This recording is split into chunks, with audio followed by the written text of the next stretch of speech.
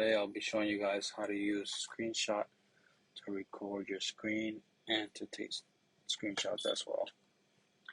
So you can do it two ways. You can search it up, as I did there. So screenshot, and then here it shows you the options: capture entire screen, capture select the window, which that will be your application or your web browser. Here you can capture a selected portion, so you can select the portions here of the screen. You got the options where you want to save it, the timer, of course, of the options if you want to show the miles, all that stuff.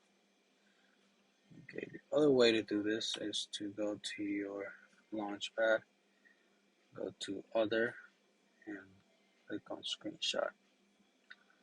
So of course it'll be the same thing, and that is how you can record your screen and take screenshots.